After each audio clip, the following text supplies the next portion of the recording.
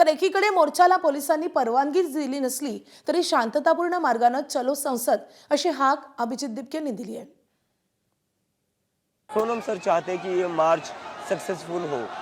Successful का मतलब Sonam sir के हिसाब से है कि ये मार्च पीसफुल हो, और मैं सभी लोगों से रिक्वेस्ट करता हूँ इस मार्च को सक्सेसफुल बनाने के लिए, पीसफुल बनाने के लिए, जैसा सोनम सर चाहते हैं उसके लिए आप अपने साथ एक गुलाब का फूल लेकर आइए, या फिर महात्मा गांधी की फ़ोटो लेकर आइए, या फिर डॉक्टर बाबा साहेब अम्बेडकर की फ़ोटो लेकर आइए, या फिर संविधान की किताब लेकर आइए।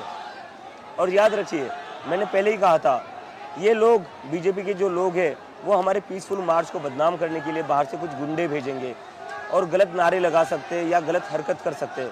हम सभी को अलर्ट रहना है और ऐसे लोगों पर नजर रखनी है।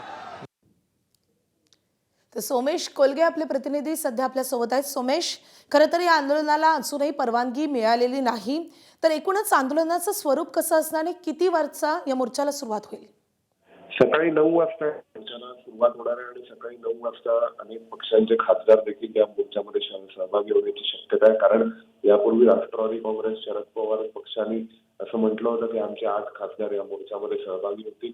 त्याशिवाय विविध ठिकाणाहून वेगवेगळ्या राज्यांमधून काही कार्यकर्ते या मोर्चांमध्ये सहभागी होण्यासाठी दिल्लीमध्ये पोहोचले आहेत।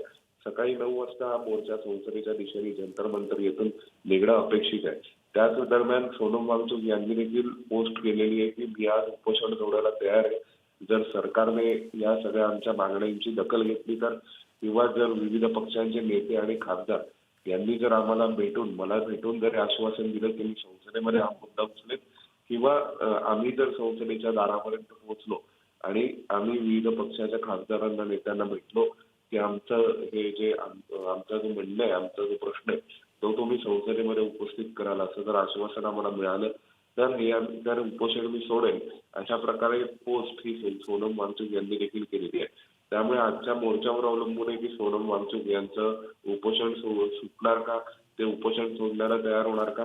आणि त्याशिवाय सध्या दिल्ली पोलिसांनी आत्ताच्या माहितीनुसार आणि जी माहिती त्यांनी लोकांमध्ये दिलेली आहे त्यानुसार सध्या तरी कलम 144 जुन्या कायद्यातलं आणि नव्या कायद्यातलं कलम 163 लागू आहे आणि त्यानुसार या मोर्चाला परवानगी दिलेली नाहीये। त्यामुळे दिल्ली पोलिसांच्या दृष्टीने जंतर मंतर पासून या आंदोलकांना बाहेर पडू दिलं जाणार नाही। नक्कीच, त्यामुळे जंतर मंतर पासून ते संसदेपर्यंत आज अतिशय महत्त्वाच्या घडामोडी दिल्लीमध्ये घडणार आहेत। या सगळ्याचे अपडेट जाणून घेत राहू। सोमेश, धन्यवाद या सगळ्या सविस्तर माहितीसाठी।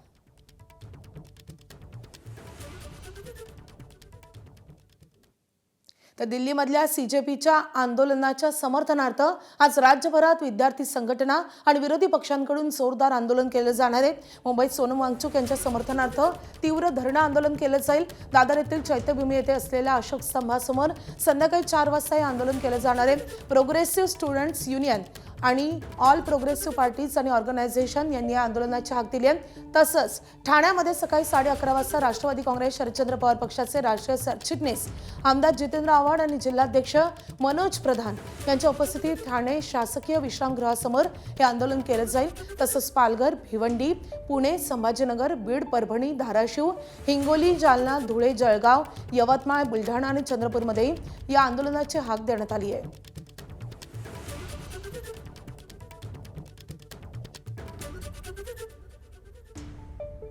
तर दिल्लीत जंतर मंतरवरील सोनम वांगचुक आणि अभिजित दिपके यांच्या आंदोलनाच्या समर्थनार्थ ठाकरेंच्या शिवसेनेनं काल शिवाजी पार्कवर आंदोलन केलं होतं। आता सरकार बदलण्याचा लढा सुरू झाला पाहिजे अशा शब्दात उद्धव ठाकरेंनी मोदी सरकारला आव्हान दिलंय। शिवाजी पार्कवरच्या या आंदोलनाला मोठ्या प्रमाणावर युवकांनी हजेरी लावली। तर आम्हाला कापलं तरी चालेल, झुकणार नाही अशा शब्दात आदित्य ठाकरेंनी सरकारला इशारा दिलाय।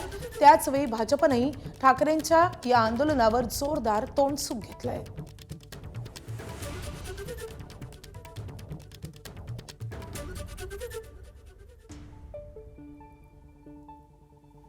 की पाकिस्तान बरोबर चर्चा केली पाहिजे। पाकिस्तान बरोबर, जो पाकिस्तान आपल्या देशात आतंकवादी घुसवतोय, बॉम्बस्फोट करतोय, सगळं काही करतोय, अतिरेकी हल्ले करतोय, त्याच्याबरोबर चर्चेचे दरवाजे खुले ठेवले पाहिजेत। आणि मोहन भागवतना विचारले तर मोहन भागवत म्हणतात की होय बरोबर आहे, हम हिटलर जैसे नहीं हैं। ओ भागवत साहेब, हम हिटलर जैसे नाहीये तुमच्या मोदींना सांगा. आणि पाकिस्तान बरोबर चर्चेची तयारी आहे, मग वांगचूक बरोबर का नाही करत? हा देश काय धोरणांचा देश आहे? आपण आता ठरवलं पाहिजे की जो आपल्याला झुरळ म्हणतोय, जो आपल्याला न्याय हक्क नाकारतो आहे, या सगळ्या सत्तेला चिकटलेल्या गोचिडी आहेत. गोचिडी, मी आज त्या सत्तेला चिकटलेल्या ना गोचिडी म्हणतोय. जे सत्तेला चिकटून राहिलेत आणि लोकशाहीचं रक्त पितायत,